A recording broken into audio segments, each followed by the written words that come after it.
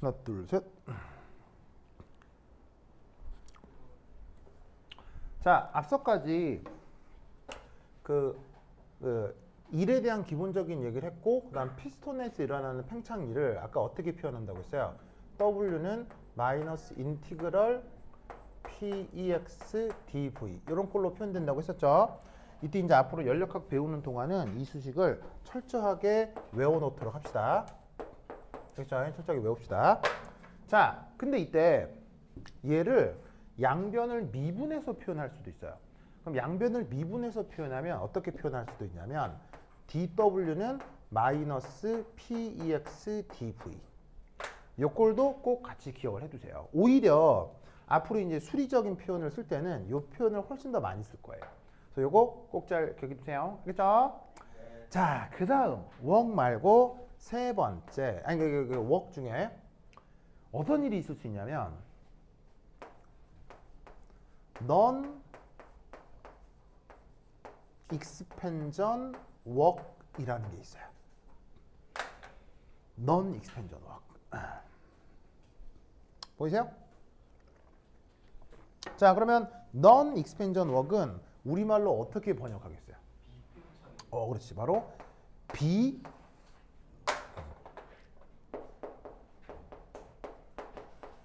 팽창 1 이렇게 번역할 수 있습니다. 자, 뭐냐면 부피 변화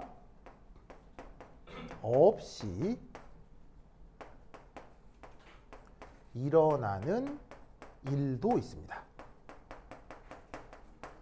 자, 대표적으로 어떤 일이 부피 변화 없이 일어나는 일일까요? 꼭 피스톤에 그 기체의 팽창이 이루어지는 것으로 일이 일어나는 게 아니라 부피 변화가 전혀 없이 일이 일어나고 할 수도 있어요. 꼭 일을 뭐 받거나 주거나 항상 부피 변화가 없이 그게 가능할 수도 있어요. 대표적으로 뭔 얘기하는 건가요?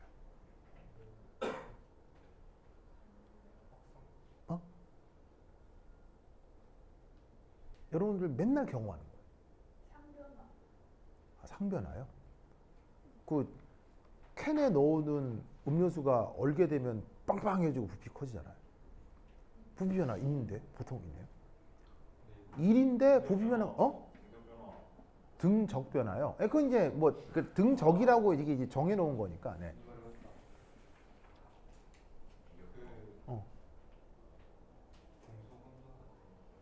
등속 운동이?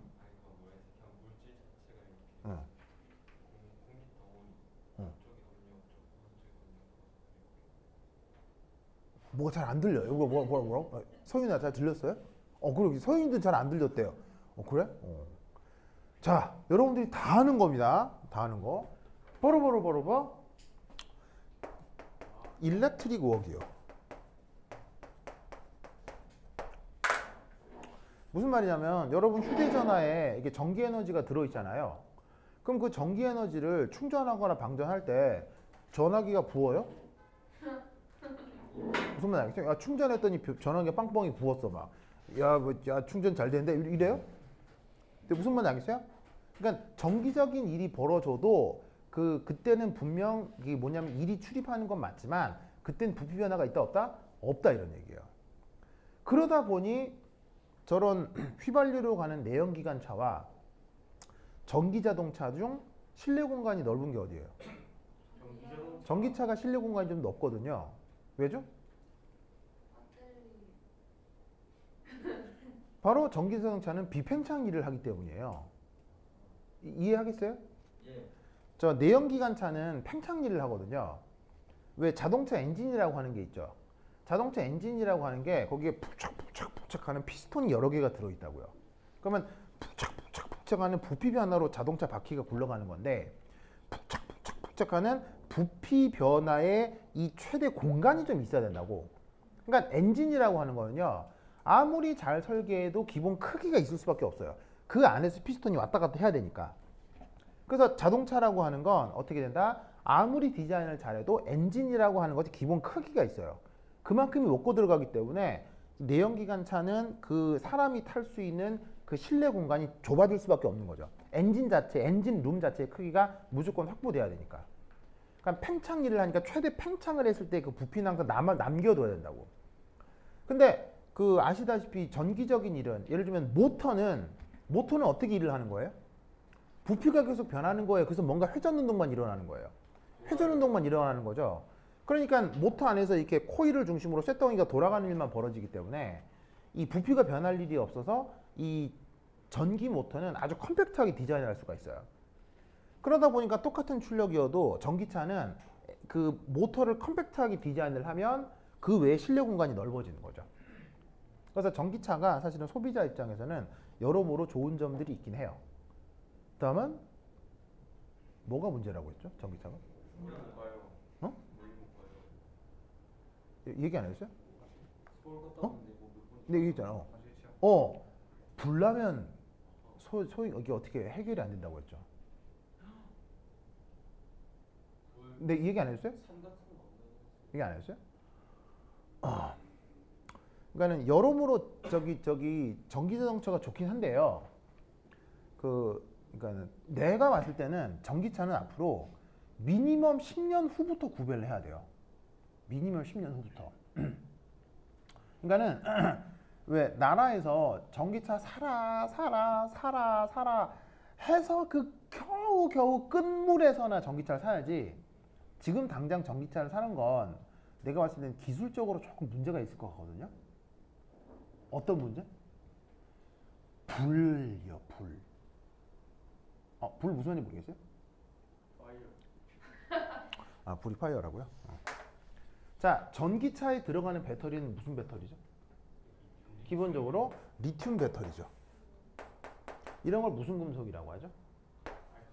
알칼리 금속이요. 그러면 알칼리 금속은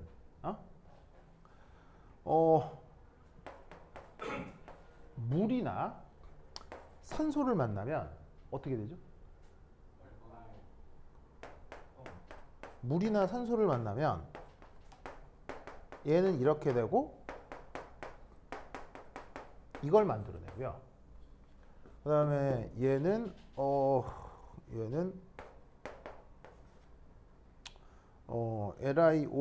LiO2 하여튼 뭐 이렇게 만들어질 수가 있는데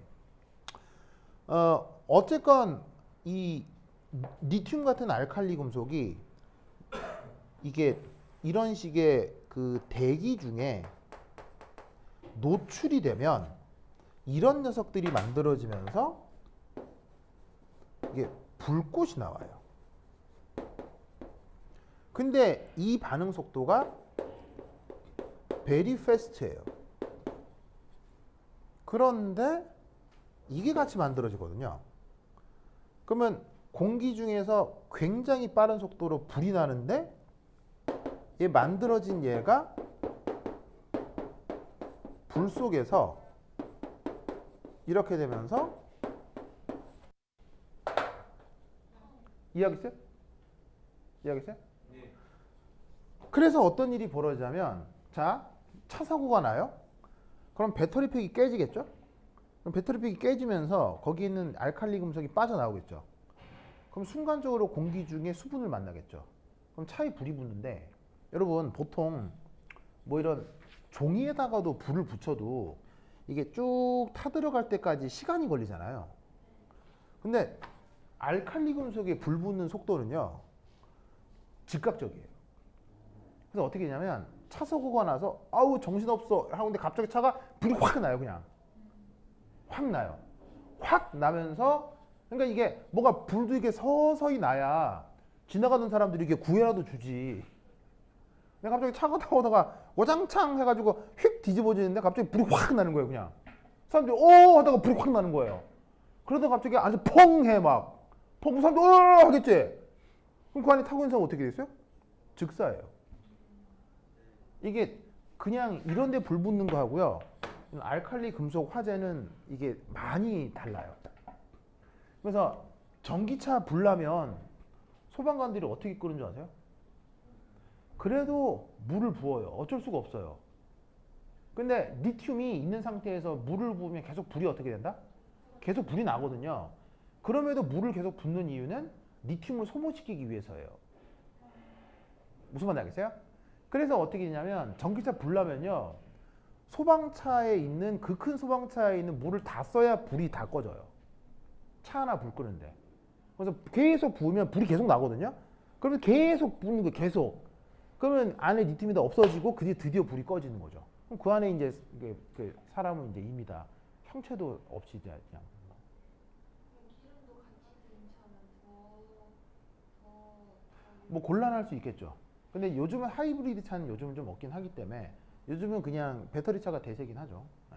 그러니까 사실은 배터리 차를 구매하기 전에 이런 문제를 좀 생각해 봐야 될 것 같아요. 그래서 이게 그냥 이게 주행할 때는 훨씬 편하고 좋거든요. 친환경적이 훨씬 좋은데 사고가 났을 때가 굉장히 심각할 수 있다. 알겠죠? 근데 운전해보면 아시겠지만 사고는 무조건 나거든요. 무조건 나는데 별거 아닌 사고에도 배터리팩이 찢어지면서 리튬이 누출되면 뭐 알겠죠? 알겠죠? 이게 은근히 차사고라는 게 충격이 크기 때문에 뭐 여하튼 그렇다. 그래서 정기적인 일이 대표적인 뭐다? 비팽창 일이에요. 그리고 또 무슨 일이 비팽창 일일까요? 바로 표면 변화예요. 자, 여러분 표면 변화가 비팽창 일이라는 거 알겠어요? 자, 무슨 말이냐면 풍선을 한번 예로 들어 봅시다. 뭔 선? 풍선 같은 이렇게 넓적한 고무판을 한번 생각을 해봅시다. 그럼 그 풍선을 이렇게 부는 게 말고요. 양쪽에 손으로 잡고 쭉 당길 수도 있고 놓을 수도 있고 하잖아요. 그럼 생각해봐. 내가 이를 주니 풍선이 쭉 늘어나는 거고 놓으면 다시 줄어드는 거고 왔다 갔다 하면 이 풍선이 늘어났다 줄어났다 할 거 아니에요. 내부피 달라지는 거 아니에요? 그런데 그 풍선 안쪽에 부피를 얘기하는 게 아니고요. 풍선이라고 하는 그 고무의 물질이요. 고무 물질. 그 고무 물질의 표면이 늘어나긴 하지만 부피가 변하겠냐고요. 자, 무슨 말이냐면 후 불어서 풍선을 부풀겠다 이게 아니고요. 그냥 이런 넙떡한 고무 판때기가 있는데 이걸 양쪽으로 느리고 줄여서 면적을 바꾸겠다 이런 얘기예요. 그러면 얘가 쭉 늘어나면 면적이 늘어나는 만큼 뭐 두께는 살짝 줄어들 수는 있겠죠. 하지만 표면이 늘어나는 만큼 면적은 두께가 줄어들면 전체 부피는 변해요, 안 변해요? 전체 부피는 안 변한다 이런 말이에요. 무슨 말인지 알겠어요? 그러니까 이렇게 표면이 변하는 일 역시 부피가 변하지 않아요. 무슨 말인지 알겠죠? 그러니까 의외로 부피가 변하지 않은 일들이 상당히 많습니다. 그래서 그걸 뭐라고 표현하냐면 WE라고 많이 표현해요. E. 자, 여기서의 E는 많은 경우 electric work의 E라고 생각하는 경우도 있는데 원래는 extra의 E예요. extra. extra가 무슨 뜻이에요? 그게 아닌 뭐 이런 뜻이죠. 그러니까 여기에 있는 팽창일 말고 그 외의 것들이란 뜻으로 보통 E로 많이 표현을 하는데 이게 정기적인 일이 좀 비팽창일의 대부분이어서 보통 E를 뭐 electric work이라고 생각할 수도 있는데 원래는 이제 extra다. 아시겠죠? 그래서 이것으로부터 바로 전체 일 표현을 어떻게 한다? W는 마이너스 인티그럴 Px dv 더하기 WE 이런 걸로 많이 표현을 합니다. 혹은 이렇게 dW는 마이너스 Px dv 더하기 dWE. 그래서 이렇게 팽창일 뒤에다가 비팽창일을 이렇게 꼬랑지를 붙이면 항상 전체적인 일 표현이 되는 거예요. 알겠죠? 그래서 팽창일에 대한 언급을 할 때도 있고 비팽창일에 대한 언급을 할 때도 있는데 여하튼 일 전체는 이렇게 표현할 수 있다 라는 것을 그거 기억해 두시기 바랍니다. 오케이, 됐다. 자, 그 다음 1.5 에너지입니다. 에너지의 정의가 뭐죠? 일을 할 수 있는 능력. 오, 잘했어요.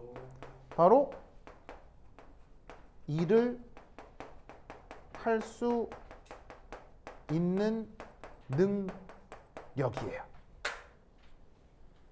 그래서 여기서 이제 알 수 있는 건 뭐냐면 너가 서울대를 갈 수 있는 능력이 있는 것과 너가 서울대를 가는 건 다른 문제죠. 느낌이 빵 오죠? 느낌이 빵 오죠? 자, 무슨 말이냐면 일을 할 수 있는 능력인 건 맞는데 그렇다고 에너지가 일이냐는 거죠. 그건 아니라는 거지. 무슨 말 알겠죠? 그러니까 일을 할 수 있는 능력을 에너지라고 하는 거다라는 거 알아두시고, 그러다 보니 어떤 대상이 일을 받으면 당연히 에너지는 증가하겠어요? 감소하겠어요? 증가할 수밖에 없죠. 그 능력은 증가할 수 있다는 얘기예요. 그럼 이 말은 무슨 말이냐면요. 서울대를 갈 수 있는 능력이 있어서 서울대를 못 가는 경우가 있죠. 그럼 이 말은 일을 할 수 있는 능력이 있어도 그게 일이 안 되는 경우가 있을 수가 있다는 얘기지. 즉, 일을 받으면 그게 일이 아니라 다르게 변환될 수도 있지만 어쨌거나 일을 받으면 일을 할 수 있는 능력은 커진다라고 보는 거라는 얘기예요. 무슨 말 알겠죠? 그래서 에너지를 이렇게 정의한다. 그거 기억해 두도록 하시고, 그 다음 1.6 열. 자, 열 영어 표현으로는 heat라고 쓰고요. 줄였을 땐 Q 이렇게 쓰는데, 자, 열의 정의가 뭐다? 열은 바로 이것입니다. 바로 일 외에 에너지를 변화시키는 모든 것을 열이라고 정의합니다. 그러면 여기서 일과 열은 당연히 교집합이 있겠습니까? 없겠습니까? 교집합이 없습니다. 이렇게 정의가 되어 있기 때문이에요. 우리가 열 하면 뭔가 뜨끈뜨끈한 걸 생각을 하지만 실제 열은 저렇게 정의가 된 겁니다. 알겠죠? 그런데 이제 묘하게도 이 열은 이렇습니다. 열은 출입 시에 온도 차이가 관찰될 수 있습니다. 인간의 경험적으로. 그래서 우리는 열 출입이 될 때 뜨끈뜨끈하다, 차가워진다 이런 식의 표현을 쓰는 게 경험적으로 온도 차이를 관찰하기 때문이에요. 자, 그리고 이때 3. 열은 바로 이런 일이 벌어져요.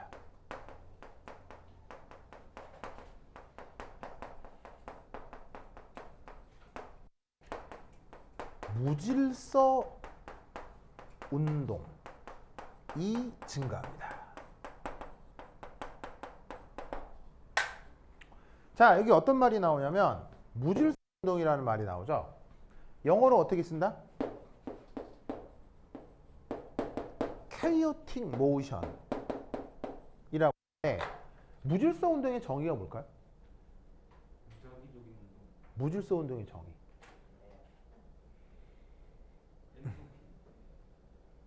무질서 운동의 정의. 무질서 운동이 뭐예요? 예측 불가요? 예측 불가. 모든 운동. 모든 운동.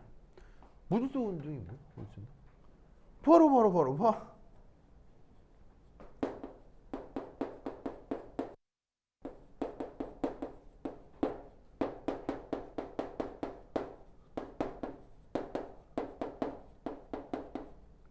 무게중심이 변치 않는 움직임이에요.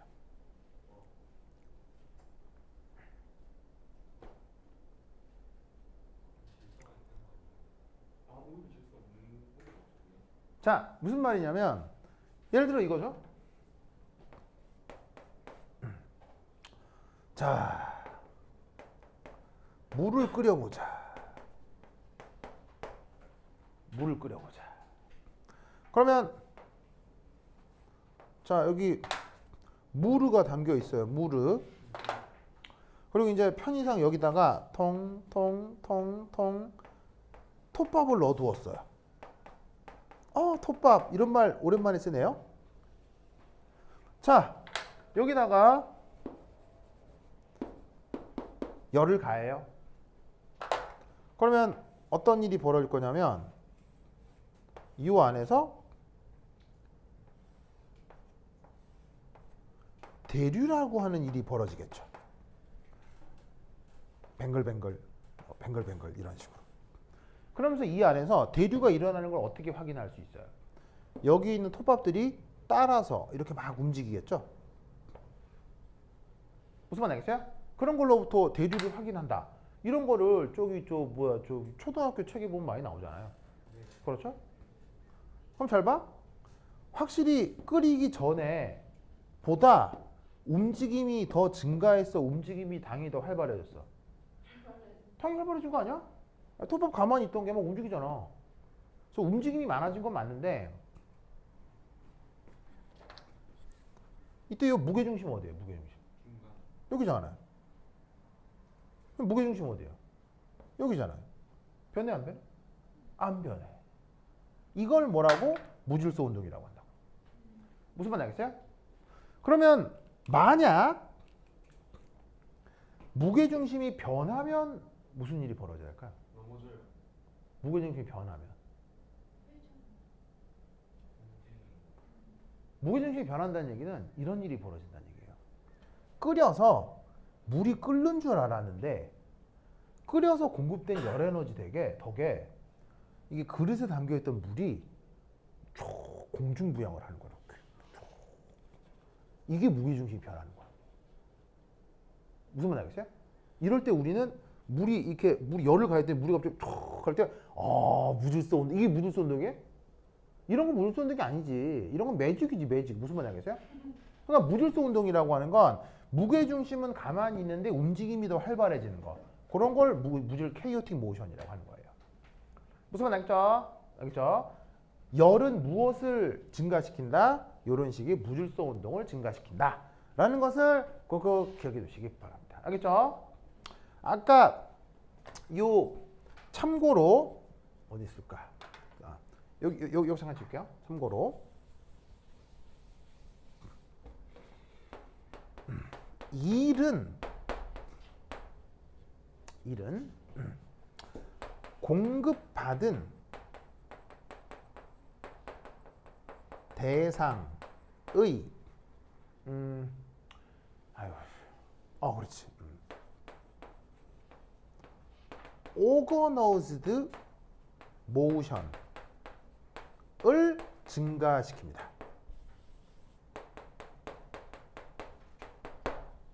자, organized motion이 뭘까요? organized motion은 바로 조직된 움직임입니다. 조직된 움직임이 뭘까요? 바로 무게중심이 변하는 움직임입니다.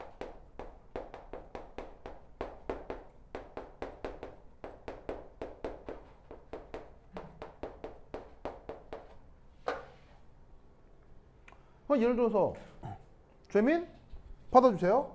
휙. 자, 다시 나한테 휙.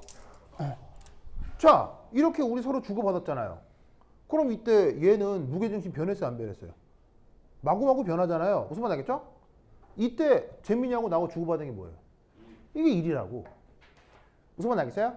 즉 일과 열의 의미는 그 대상의 무게중심이 변하느냐 안 변하느냐예요. 무슨 말 알겠죠? 그래서 이렇게 일과 열은 약간 미시적으로 구분이 될 수 있습니다. 됐죠? 자, 그 다음 76페이지에 발열 반응, 흡열 반응 이 얘기 잠깐 한번 해볼게요. 크게 어려운 건 아닌데 아까 시스템과 서라운딩에 대한 얘기를 조금 해볼 수 있어서 그래요. 자, 몇 페이지냐면 76페이지 1.8. 자, 열의 출입. 자, 첫 번째 1.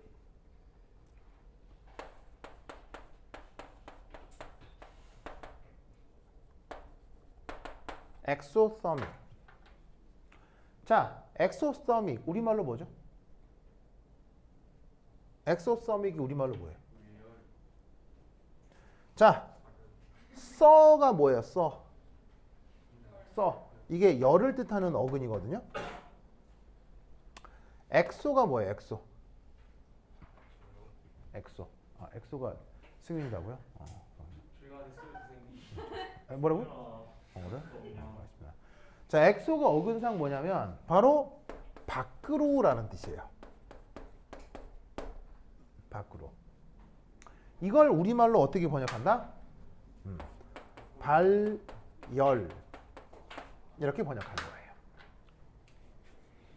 무슨 말 알겠죠? 알겠습니까? 그래서 이 발열이라고 하는 건 뭐냐면요. 이런 상황을 얘기하는 겁니다. 첫 번째 1. 바로 시스템에서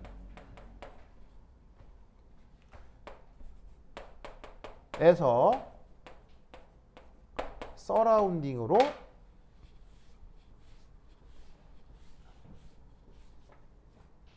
열이 이동한 상황을 뜻하는 것입니다. 그래서 시스템에서 서라운딩으로 열이 이동했을 때를 그걸 엑소서믹, 발열이라고 얘기를 하는 거예요. 무슨 말 알겠죠? 알겠죠? 그러면 이때 이 시스템의 열 함량은 증가했을까요? 감소할까요? 감소하는 거예요. 이것을 어떻게 표현한다? Q가 음수다라고 표현하는 거예요. 알겠죠? 감소했으니까 음수요. 그리고 아무런 표시가 없으면 뭐가 기본이라고요? 시스템 입장에서 열량이 감소한 거라고요. 무슨 말 알겠죠? 그러면 이 발열 반응에서 3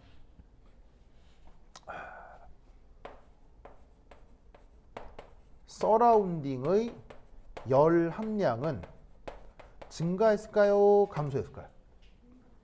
이땐 증가하는 거죠. 아시겠죠?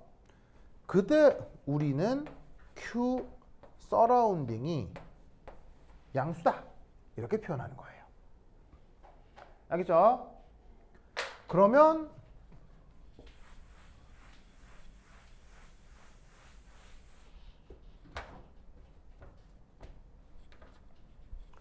네 번째,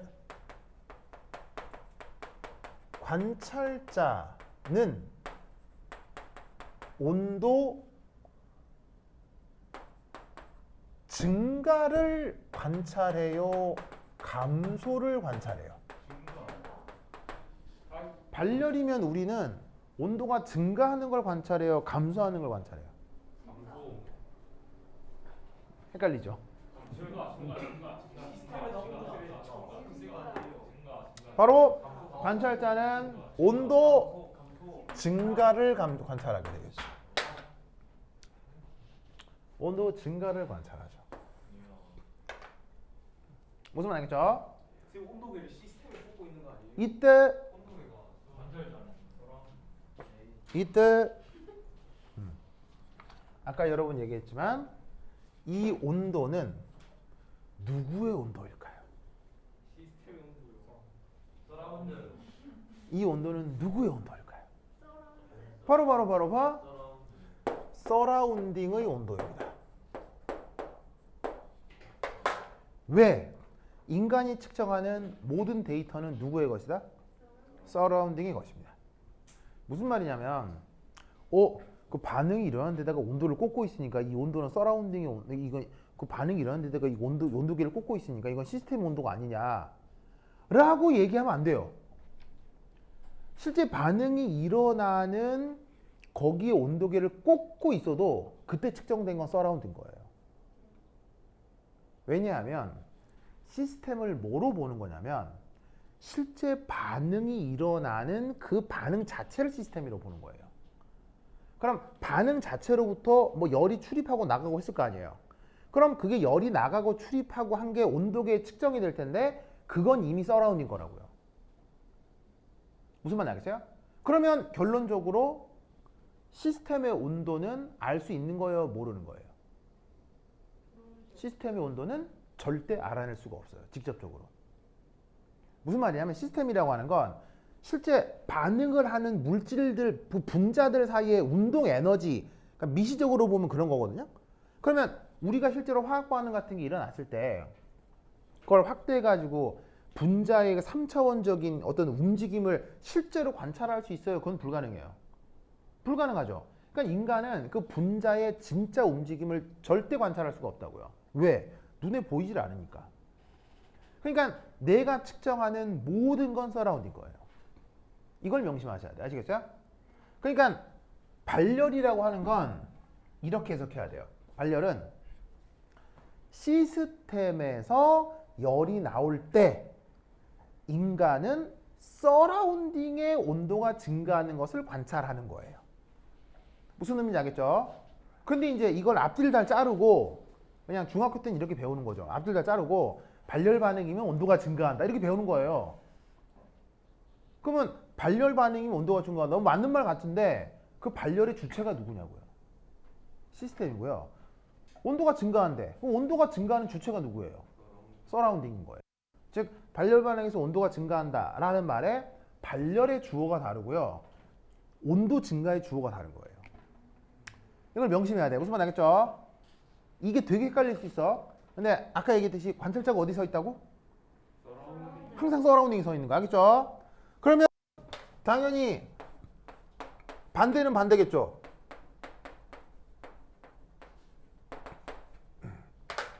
자, 엔도서믹 우리말로 뭐겠어요? 여기 엔도란 말이 있거든요. 엔도란 말의 뜻은? 안으로 이런 뜻이에요. 이걸 우리가 뭐라고 번역한다? 흡열. 그러면 여기 나와 있는 말을 그냥 반대 쓰면 되니까 흡열은 어디서 어디로 열이 이동하는 거예요? 서라운딩에서 시스템으로 열이 이동하는 거예요. 그러면 이때 첫 번째 Q 시스템은 양수겠어요? 음수겠어요? 양수. 그리고 Q 서라운딩은 양수겠어요? 음수겠어요? 음수. 알겠죠? 그럼 이때 서라운딩의 온도가 증가하겠어요? 감소하겠어요? 감소한다. 이런 말이죠. 요게 발열이다, 흡열이다의 의미예요. 알겠죠? 이때 여기 줄게요. 여기 줄게요.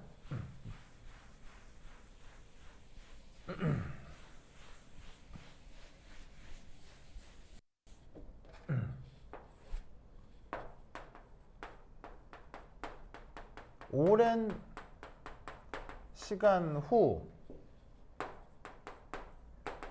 시스템과 서라운딩은 오랜 시간 매 순간 시스템과 서라운딩은 열 평형을 이룬다 고 생각하는 거예요. 열의 이동은 시스템에서 서라운딩 혹은 서라운딩에서 시스템으로 이루어지는데 이 매순간 열 평형을 이룬다는 가정을 어떻게 표현하느냐?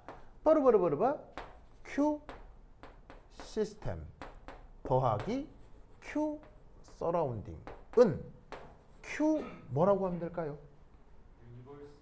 바로 유니버스. 즉 시스템의 열량 변화와 서라운딩의 열량 변화는 그게 바로 전우주의 열량 변화가 되는 거겠죠. 그런데 이때 열 평형을 이룬다는 말의 뜻이 뭐냐? 바로 봐. 짜잔. 요렇게 표현된다 이런 말이에요. 아시겠죠? 이 표현을 다른 말로 뭐라고 한다? 이걸 에너지 보존이라고 하는 거예요. 알겠죠? 자, 그러면 이제 이 표현에 집중해 보죠. 잘 봐요.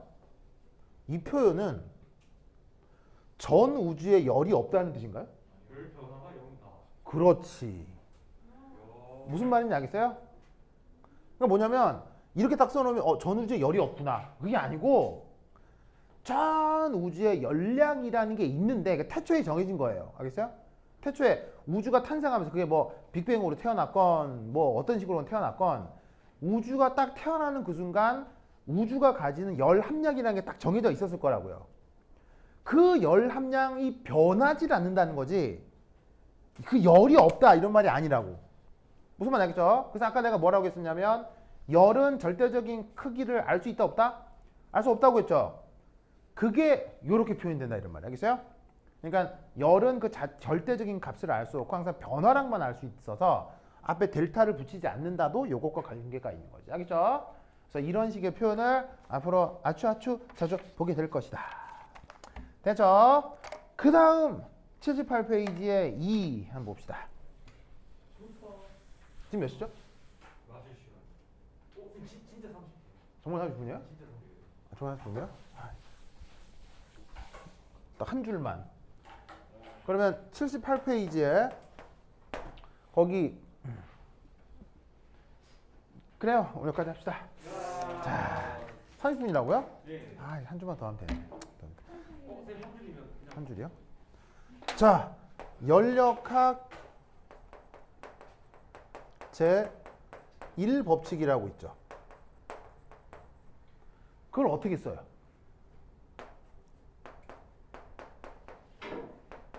이렇게 쓰죠. 이때 여기에 있는 E가 뭐예요? 내부 에너지. 이게 바로 내부 에너지죠. 앞에 붙은 델타는요? 변화량이고요. 그럼 잘 봐요.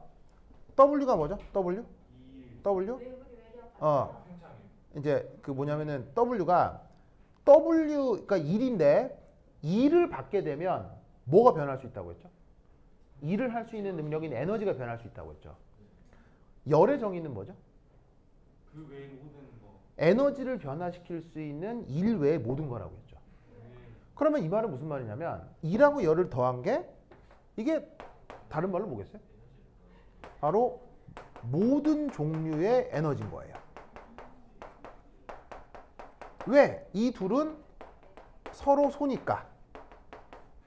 그럼 이 수식의 의미는 뭐냐면 시스템이 받아들일 수 있는 모든 종류의 에너지가 그 시스템의 내부 에너지를 변화시킨다는 얘기예요. 그럼 이 말은 말도 안 되는 얘기예요? 당연한 얘기예요? 당연한 얘기죠. 그래서 이 표현은 다른 말로 뭐냐? 이게 또한 에너지 보존이에요. 그리고 당연히 이 당연한 표현은 증명할 수 있어요? 증명할 수 없어요? 증명할 수 없어. 증명 불가합니다.